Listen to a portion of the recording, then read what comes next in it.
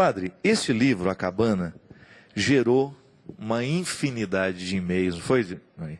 Uma infinidade de e-mails de pessoas que entraram em contato, querendo que a gente pudesse dar uma palavra sobre o que a gente acha sobre ele. Finalmente eu consegui ler o livro, porque eu estava viajando muito e ele não estava como uma prioridade nas minhas leituras. Eu fiz a leitura tem um mês e meio que eu terminei, e as pessoas têm perguntado muito, o senhor conhece a obra? Sim, eu não li, mas eu conheço muitas pessoas que leram, e cada uma me deu a sua versão do livro, e muita gente por onde eu passo me pergunta, você já leu A Cabana? E com certeza está agora na lista dos que eu vou ler nas próximas semanas, né?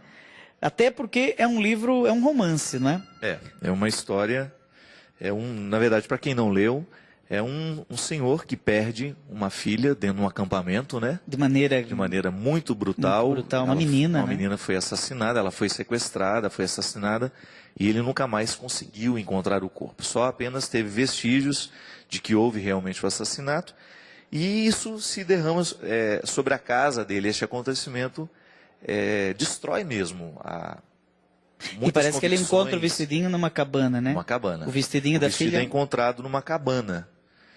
E Aí ele vive uma grande tristeza, um processo muito doloroso para ele, a família, a mulher dele consegue superar um pouco melhor a história, mas ele não, porque ele já tinha uma história muito difícil com Deus. Ele era um homem crente no momento em que isso aconteceu, mas ele tinha uma dificuldade muito grande de acreditar em Deus, sobretudo por causa dos maltratos que ele viveu com o pai.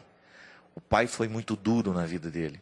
E ele tinha dificuldade com essa expressão, Deus é pai. Quando ele pensava Deus é pai, ele pensava imediatamente no que o pai havia feito com ele. Mas aí eis que chega um momento que ele recebe um bilhete de alguém o convidando para voltar à cabana, no lugar onde a filha foi assassinada. E aí começa toda uma história bonita que quem vai ler vai ter... Vamos contar o fim do livro também. Agora, nesse encontro, na cabana, então, onde ele encontrou uma cena de horror, que é o vestido manchado de sangue da própria filha, parece que ele encontra, então, uma senhora, não é? Ele dorme, né? Depois ele dorme dentro dessa cabana, acontece alguma coisa lá, ele dorme. E quando ele acorda, ou ele entra dentro de uma dimensão de sonho, não é o mais importante, né? Se ele sonhou aquilo ou se realmente aconteceu, ele se encontra com 3 pessoas que vão se dando aos poucos ao conhecimento dele. Que a primeira é uma negra, uma senhora, né? Que comanda a casa. E depois, aos poucos, o autor vai configurando essas pessoas como cada uma das pessoas da Trindade. Só que há um detalhe interessante. O pai não é um pai, é uma mãe. O papai, como ele chama, é uma mulher. E aí ele começa a fazer uma experiência muito bonita com essa Trindade. E negra, né? E negra, justamente. Ele começa a viver uma reconstrução do acontecimento. Ele começa a tocar naquela dor, mas orientado pelos 3. Isso que é o muito bonito do livro. E a questão é como apresenta essa Trindade. Talvez as pessoas fiquem um pouco assim, porque foge muito dessa... Então o papai é a mulher negra. É uma mulher negra. E o outro? O filho no caso, Cristo, ele é um rapaz muito simpático, muito gentil, com quem ele tem muita facilidade de se relacionar, o rapaz. E a terceira pessoa? E a terceira pessoa é uma outra mulher, muito ágil, que planta os jardins. Ela é a responsável pelo plantio dos jardins, ela que cuida de tudo. E é o Espírito. A mulherada domina aí nessa Trindade. As mulheres Trindade. dominam na cabana. Então talvez seja na cabana, as mulheres dominam na cabana. Talvez seja por isso que muita gente tenha ficado intrigado, porque não é uma construção clássica da Trindade. Não mostra a Trindade como muitas vezes. Mas extremamente bem fundamentada, porque a figura do Pai no Antigo Testamento de misericórdia tem feições femininas claríssimas, não é? Enquanto ele dá colo, ele tem útero. O Deus do Antigo Testamento tem útero. Entranhas de misericórdia, Rahamim. Ele tem útero. Quem tem útero é mulher. O Papa João Paulo II disse num dos seus discursos na África que Deus é pai. E é mais, é mãe. Né?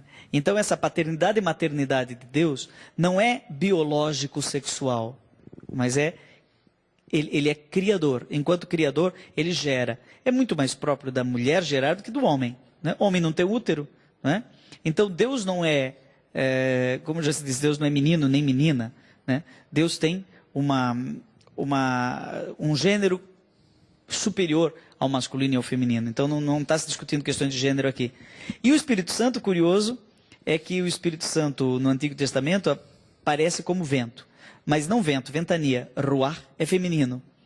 Então, o Espírito pairava sobre as águas. A ventania pairava sobre as águas. Interessante que Jesus, quando falava do Espírito, tinha uma imagem feminina, não masculina. Porque na língua, no aramaico também, a língua de Jesus, Espírito sempre era ventania. Não era vento, era ventania. Algo feminino, não é? Então é interessante que tanto o pai é mãe, quanto o Espírito é uma mulher. E sabe o que é interessante? Que no livro, a gente que estudou teologia, a gente vai percebendo que o autor tem um conhecimento muito interessante dos atributos específicos da Trindade.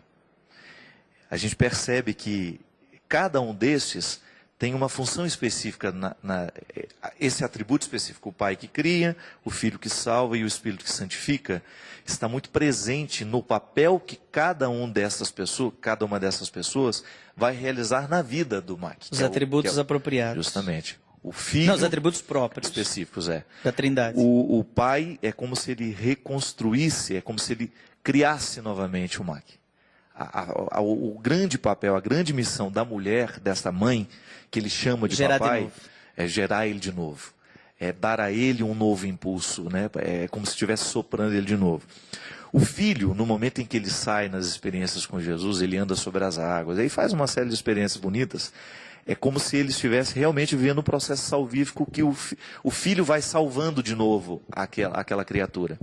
E o Espírito vai dando a ele um novo vigor. É dinâmico. É dinâmico. É muito bonito mesmo. Aliás, é ânimo, né? Às vezes um pouco ingênuozinho, assim, faz parte, né, dessa literatura. Tem um pouco de ingenuidade também, umas coisas que parecem ingênuas, mas que tem uma identificação muito direta com o povo. Não é um livro que faz mal. O que a gente precisa tomar cuidado é que o autor, ele não está escrevendo teologia. Precisa tomar essa distância, né? Nem tudo o que ele diz está de acordo com o que nós acreditamos da Trindade.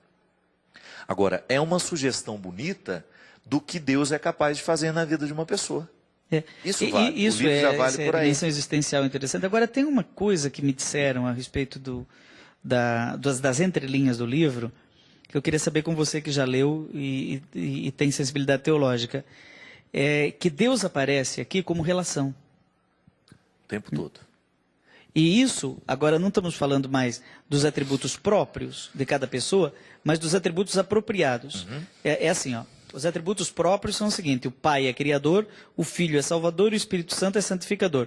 Só que há uma apropriação de cada uma das três pessoas desses atributos. Então, atributos apropriados. Por exemplo, o Espírito também é criador. Aquele canto, Veni Creator Spiritus. Nós somos criados também pela ação criadora e recriadora do Espírito Santo. Paulo coloca isso, né? Em Cristo fomos recriados, somos novas criaturas, enfim. O Pai santifica, o Pai salva, então são atributos apropriados, porque a Trindade é um conjunto de relações. E falar de relação em Deus, Santo Agostinho dizia que o Pai só é Pai porque tem filho. O Filho só é filho porque tem Pai. E a relação que torna possível o Pai ser Pai e o Filho ser Filho é o Espírito, que é relacionalidade pura. Então, quando se fala de pessoa, não está se falando de indivíduo. Na Trindade, nós não temos três indivíduos que moram como que no 7º andar, de um prédio qualquer, cada um com seu apartamento, não é? Individualmente situado. Às vezes, certas formas de rezar e de tratar a Trindade em nome do Pai, em nome do Filho, em nome do Espírito Santo, tome cuidado, porque essa individuação das pessoas da Trindade pode nos tornar triteístas, não é? E nós acreditamos em um só Deus, nós somos monoteístas. Ou seja, o que torna possível que o Pai, o Filho e o Espírito Santo sejam um só, é que eles existem enquanto pessoa, ou seja, enquanto relação. Não vamos entrar nos termos de Santo Tomás de Aquino, que foi quem melhor trabalhou a questão da Trindade, mas pessoa é diferente de indivíduo. Pessoa é relação pura. Deus é relacionalidade pura. Então o Pai é Pai porque tem Filho, o Filho é Filho porque tem Pai, e os dois têm uma relação entre eles que é o Espírito. E o autor, ele tem essa sensibilidade de mostrar esse Deus que é relação, porque tem um determinado momento de uma cena em que ele está sentado à mesa com os três e ele tenta entender isso. Como é que eu posso vê-los separados e ao mesmo tempo vocês dizem que vocês são um só? Então, é esse momento que eu estou dizendo que há uma sensibilidade teológica do autor em demonstrar os atributos específicos, mas sem perder essa unidade, né? Justamente. Essa Ele não mostra este Deus compartimentado, não. Ele não, em nenhum momento, ele incorre neste erro. Então, é muito interessante por isso. É claro que é uma proposta de superação. O objetivo é muito mais mostrar a superação que a pessoa pode viver no momento de uma dor, de uma grande decepção, e que o quanto Deus é vítima também do próprio acontecimento. E porque a grande questão é, se você é o Todo-Poderoso, por que você permitiu que a minha filha fosse brutalmente assassinada? Onde é que estava você no momento daquela tragédia? Porque a grande questão do livro é essa. Como eu posso reconstruir a minha fé em Deus, que Deus é amor, que Deus é misericórdia, se eu tenho que carregar dentro de mim esta certeza de que você não evitou a morte da minha filha como eu acreditava que você poderia ter evitado? Esses paradoxos são tão complicados, né? Deixa eu ser aqui um pouquinho picante. Nós somos imagem dessa trindade, né? Então, se Deus é relação, são três pessoas em estado de relação quase que pura, né? Relação pura, sem individuação absoluta, né? Então, eu também, enquanto sou reflexo de uma trindade, não posso viver enquanto individuação pura. Eu não me basto. Se eu me bastar, se eu for indivíduo absoluto, eu comecei a morrer. Então, como diz Ortega y Gasset, aquele filósofo espanhol, eu sou eu mais minhas circunstâncias. Ou seja, eu sou um pedaço do Fábio agora. O Fábio é um pedaço de mim.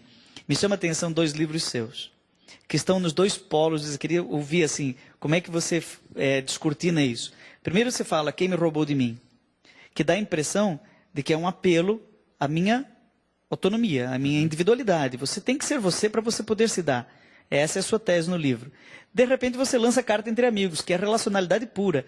E não aparece sozinho mais na capa. Escreve um livro com alguém. Você faz um programa de televisão sozinho, de repente você me convida e nós 2 estamos intercambiando ideias. Como é que essa coisa da... Também é o Fábio Uno e o Fábio Trino. Claro. Né? Porque o primeiro pilar, né, e foi você que me ensinou isso nas aulas de antropologia, né, que o primeiro pilar do conceito de pessoa é justamente quando eu me possuo. Eu me recebo de Deus e me recebo com a vocação de, como é que chama isso? De cuidar desse território que eu sou, né? E no ato de cuidar desse território que eu sou, eu também tenho a possibilidade de me oferecer ao outro, eu me disponho ao outro. E aí, no momento em que eu me disponho ao outro, eu consigo então alcançar a beleza do conceito de pessoa, que é aquele que se possui e se dispõe. E é interessante que quando eu me possuo de um jeito certo, nesta consciência de que Deus me dá o tempo todo, né, de que eu me recebo dele, nesta relação amorosa, paterna, generosa, eu consigo então viver o desdobramento bonito do meu ser pessoa, que é estar com o outro. Eu fico muito mais rico quando eu estou com o outro, né? Mas eu preciso ir para lá de um jeito certo. Se for para um extremo ou para outro, seja do ponto de vista humano, seja do ponto de vista religioso, divino, a gente cai numa heresia terrível, trágica. Porque, veja bem, se eu colocar Deus sozinho, sem os seus companheiros, sem ser pai, ele vai se tornar um grande solitário. Deus não tem relação. Ele é solitário. Se eu colocar Deus como uma comunidade de 3 indivíduos, né, eu vou cair no politeísmo. Então eu vou cair ou na monolatria ou no politeísmo. O cristianismo conseguiu, pela revelação em Jesus Cristo, equilibrar esses 2 polos religiosos presentes na humanidade. Não é nem politeísta, nem monolátrico, mas é um monoteísmo plural. O nosso Deus é uma unidade plural. É uma ciranda de amor. Padre, mas será que não falta ainda, claro, é só uma perguntinha boba, né, que às vezes a gente se faz e não tem coragem de dizer, né? Será que não faltou no processo da revelação a compreensão desta presença feminina de maneira clara, definida? Com certeza. Nós masculinizamos demais a Trindade. Né? Em prejuízo à realidade de Deus. Deus é pai, é mãe e é filho. Né? Aí seria a família, como nós compreendemos, como um projeto que também quer ser integrado a essa vida de Deus e quer viver na terra a Eu já estou vocação fazendo o divina. sinal da cruz diferente, Fábio. Em nome do Pai, do Filho e da Brisa Santa. é extremamente fiel ao texto bíblico original. O Espírito Santo não é Espírito Santo, é Ruá. Então ele é brisa santa. Padre, nisso está aquilo que a gente dizia no outro programa, a evolução do que nós compreendemos do dogma, não é verdade? É. Quando você percebe que em algum momento da história vem uma intuição, ela não fere o que nós já sabemos, mas ela aprimora o que a gente já sabe. Isso é muito interessante. A figura de Maria, ela dá conta de feminilizar um bocado nosso conceito de Deus. Por isso a gente critica muito quando o povo simples diviniza Maria, e está errado mesmo, não é teologicamente errado, Ela só não é que é uma deusa, né? sensibilidade popular de que Deus tem algo demais feminino. Não Não é precisa ser uma Maria. maneira de reivindicar, será? Será que esse exagero que nós temos em relação à devoção mariana é uma maneira Uma reivindicação de popular, reivindicação né? do povo? Olha, dê-nos uma mãe que nós somos carentes de mãe, né? O Leonardo Boff colocou isso naquele livro O Rosto Materno de Deus. É tido como o grande erro de Leonardo Boff, né? Eu não vou entrar aqui nos argumentos teológicos dele, tem, de fato, é discutível do ponto de vista teológico a maneira como ele coloca, mas a sensibilidade dele é essa. Deus tem um rosto materno, e o rosto materno de Deus é dado em Maria, que seria como que aquela que nos deu o sorriso do Espírito Santo. Não é? Assim como o Verbo se encarnou em Jesus, o Espírito teria se encarnado em Maria. Então ele faz um pouco esse ensaio teológico do Leonardo Boff. Mas no fundo, a sensibilidade mais profunda dele era essa, de feminilizar a Trindade. É isso. Fomos longe nessa história. A gente tem que fazer o nosso café teológico, Fábio. Logo. Às 2 da manhã, para que ninguém tenha o perigo de assistir a gente às 11.